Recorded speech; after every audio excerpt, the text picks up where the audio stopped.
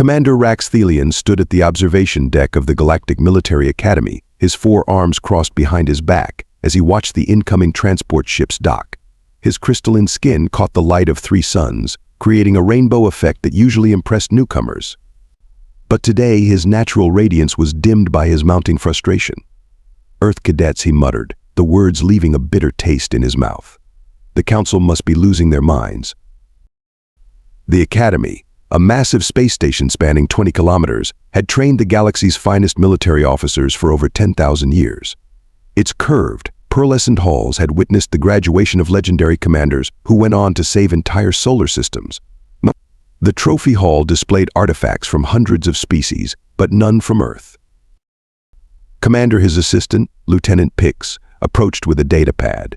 The Earth cadets' files, as requested. Thelion grabbed the pad with one of his lower arms, scanning through the information. Primitive atmospheric vehicles? No psychic abilities?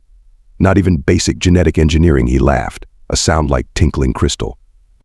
And they expect to compete with cadets who've been bred for combat since before humans discovered fire.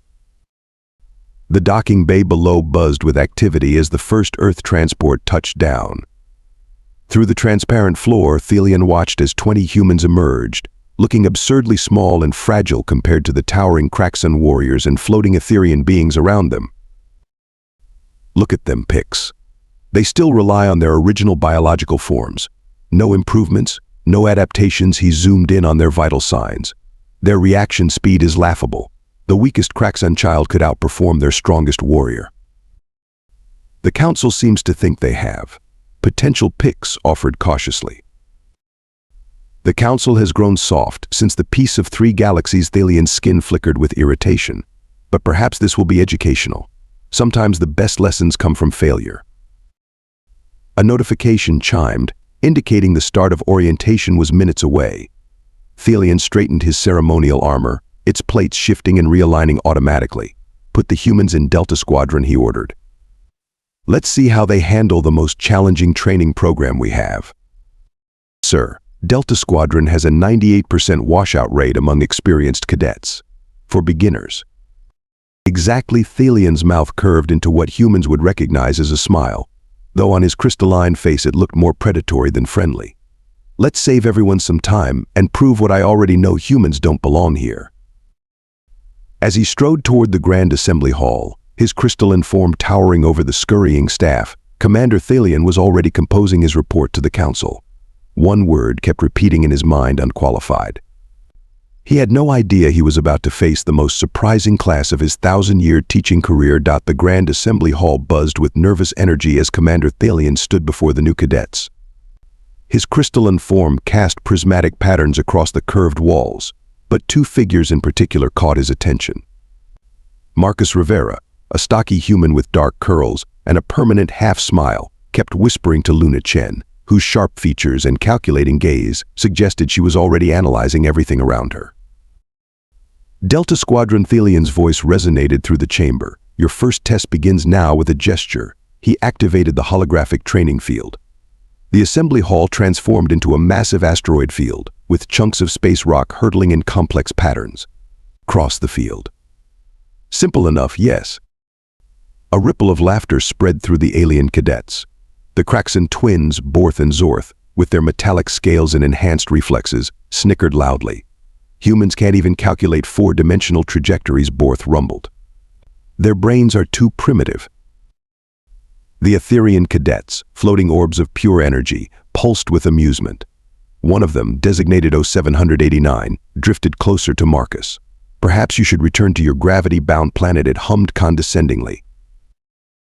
Luna stepped forward, her boots magnetizing to the deck. "What's the catch, Commander?" Thelion's crystalline features shifted into that predatory smile again. "Catch? Why, nothing except the quantum uncertainty field affecting the asteroid's paths, and the fact that any collision, no matter how slight, means immediate failure." He paused for effect. "Oh, and you have 3 minutes." The alien cadets launched into action. The Kraxons activated their genetic enhancements, their bodies blurring with speed. The Aetherians simply transformed into pure energy, weaving between rocks with quantum precision. Several other species deployed various technological aids or natural abilities. Marcus and Luna stood still, watching. "Your time is running," Humans Thelion announced, satisfaction creeping into his voice. Luna Marcus said quietly, "See that pattern?" She nodded. "The uncertainty field has a rhythm, like a dance." "More like a game of double dutch," Marcus grinned. "Remember the street games back in New Singapore?" The alien cadets were already halfway across, showing off their superior abilities. Borth called back, "Giving up already?" Luna and Marcus shared a look. Then, to everyone's amazement, they started moving. Not with the graceful efficiency of the aliens, but with an almost playful rhythm. They hopped, slid, and spun between the asteroids, treating the deadly field like some sort of cosmic playground. "Impossible," Thelion muttered, checking his instruments. The humans weren't using any technology beyond their basic suits. No genetic enhancements showed on the scans. They were just dancing through chaos. When a particularly large asteroid threatened to crush them, Marcus grabbed Luna's hand. They used each other's momentum to swing around it, laughing as they went. Their movements weren't calculated, they were intuitive, natural, almost joyful. The aliens watched in stunned silence as the two humans reached the finish line, second only to the Aetherians. Luna brushed some imaginary dust off her shoulder, while Marcus took an exaggerated bow.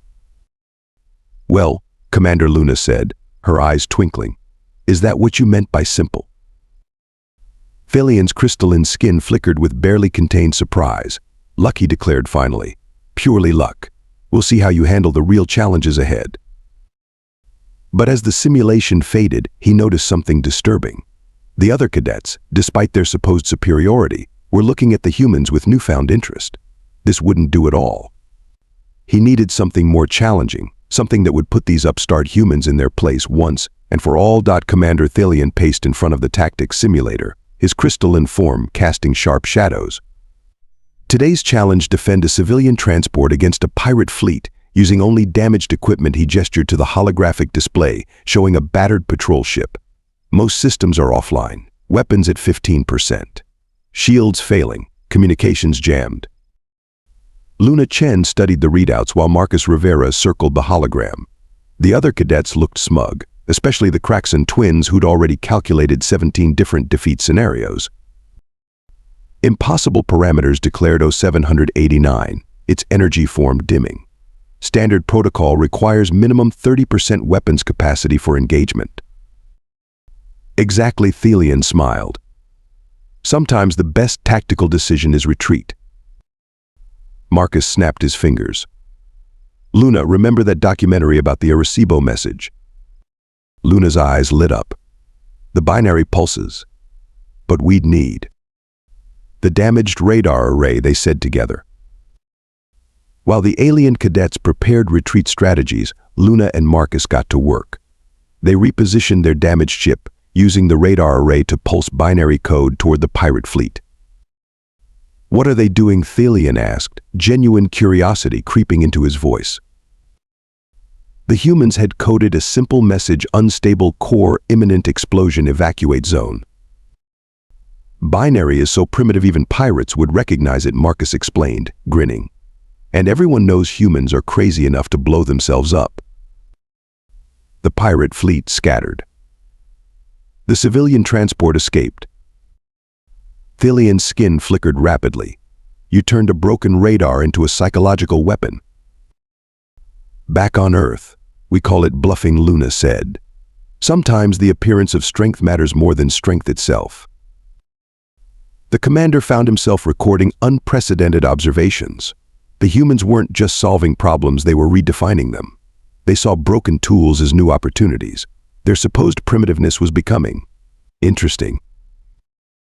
Perhaps, he muttered to Lieutenant Pix, "we should increase the difficulty level." Sir Pix hesitated. "They're already in the hardest program." "Then make it harder." Thelion watched as Marcus and Luna high-fived, a gesture he still didn't understand. "I want to see what else they can do." The other cadets were changing too. The Kraxon twins started asking the humans questions about thinking outside standard parameters. Even 0789, admitted their solution was efficiently primitive. But it was the look in the human's eyes that bothered Thelion most, not pride or arrogance, but pure excitement. Like every impossible challenge was just another game to play. He had wanted to prove humans didn't belong here. Instead, they were proving something entirely different. Something that made his crystalline spine tingle with anticipation. The emergency alert blared through Delta Squadron's training session, its piercing wail cutting through the usual simulated chaos. Commander Thelion's crystalline form flashed urgent patterns as the station's artificial gravity began to fluctuate. "This is not part of today's exercise," he announced, checking his instruments. "All systems are malfunctioning." Marcus and Luna exchanged glances as they floated near the ceiling. The Kraxon twins had already magnetized themselves to the floor, while 0789 seemed unaffected by the gravity shifts. Sir Luna called out, "Permission to access the main engineering console." "Denied," Thelion barked. "This requires qualified." He stopped mid-sentence as the station's lights flickered ominously. Marcus pushed off the ceiling, propelling himself toward a maintenance panel. "Luna, remember that busted replicator we fixed in the mess hall? Same power signature." The quantum fluctuations. Luna's eyes widened. Someone's deliberately overloading the systems. Thelion watched in astonishment as the two humans worked in perfect sync, even without gravity. Marcus yanked open the panel while Luna pulled up system diagnostics on her datapad. The other cadets gathered around, their previous mockery forgotten in the face of real danger. There, Luna pointed to a cascade of numbers. "The power grid is being flooded with quantum irregularities." But the pattern, she frowned. "It's familiar. Like the asteroid field test." Marcus finished. "Someone's using our training programs against us." Commander Thelion's skin paled to near transparency. "Impossible. Those programs are secured by Aetherian quantum locks." 0789 hummed nervously, which only an Aetherian could bypass. The revelation hit just as another gravity wave sent equipment flying across the room. Through the chaos, Luna spotted something. "Commander, look at the energy signature. It's not just any Aetherian code." "It's yours," 0789 Marcus said quietly. "You're sabotaging us." The Aetherian cadet pulsed brightly. "Humans don't belong here.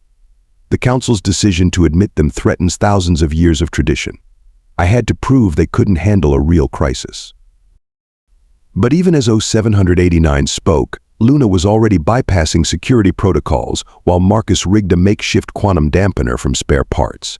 The Kraxon twins, following their lead, used their enhanced strength to stabilize crucial equipment.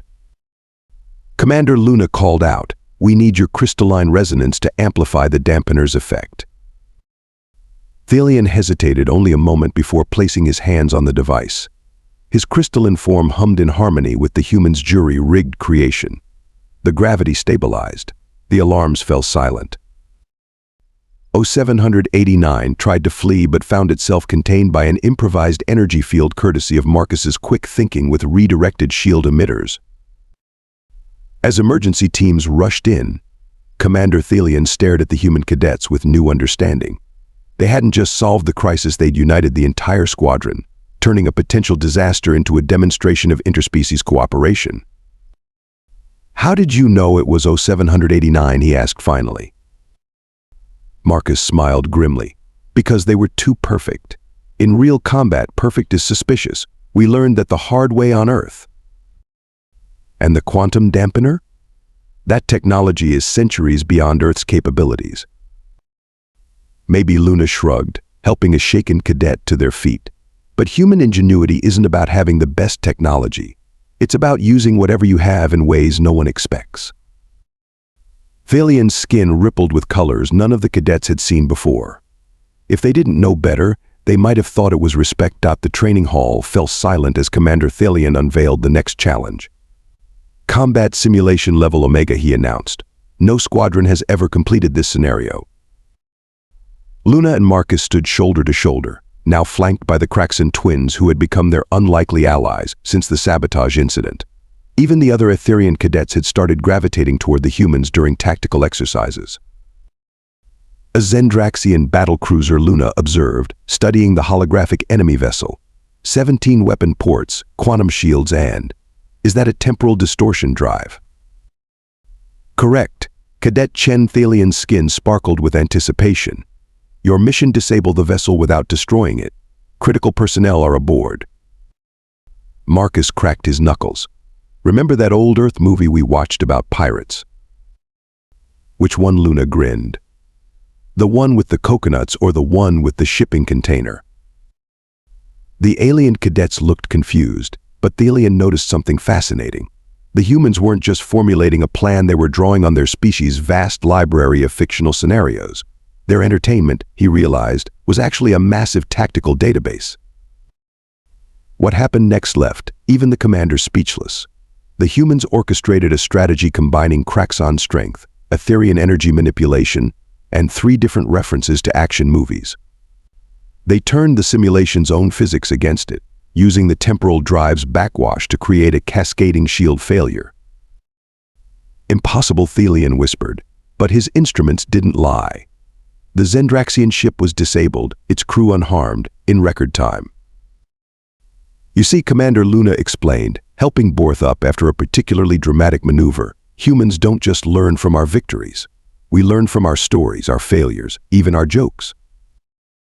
Every human child grows up playing pretend, Marcus added. We spend our whole lives imagining what if turns out that's pretty useful in real combat. Thelion's crystalline form shimmered with new understanding. These humans weren't succeeding despite their primitive nature, they were succeeding because of it. Their creativity wasn't a weakness to overcome, but a strength none had foreseen. The other cadets crowded around Marcus and Luna, eager to learn more about human tactical imagination. For the first time in the Academy's history, advanced species were asking humans to teach them. Commander Thelion made a decision. His report to the Council would need significant revision. Perhaps it was time for the galaxy's finest military academy to evolve with a little human inspiration. The grand amphitheater of the Galactic Military Academy buzzed with anticipation. The Galactic Council themselves had arrived for Delta Squadron's final test, a first in Academy history. Commander Thelion's voice rang out. Today's challenge: save a planet from quantum collapse while defending against a hostile fleet. You have 10 minutes.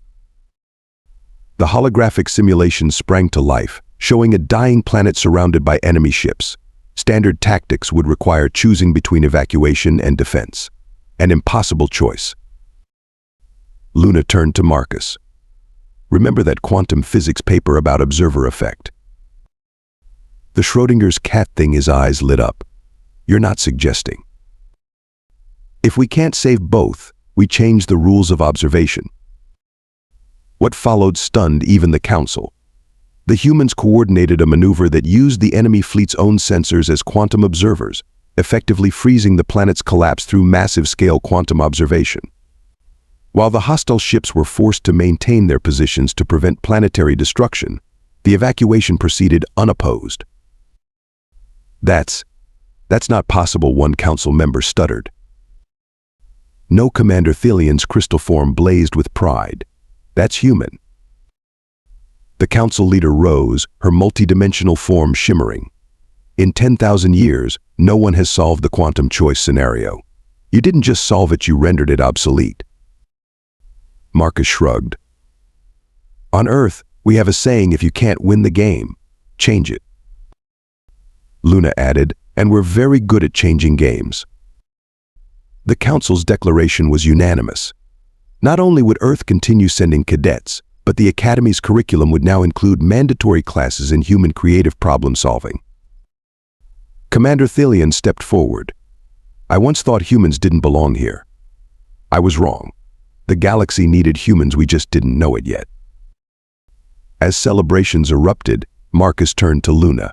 Think they're ready to learn about Earth video games. Her grin could have powered a starship. Let's not blow their minds all at once.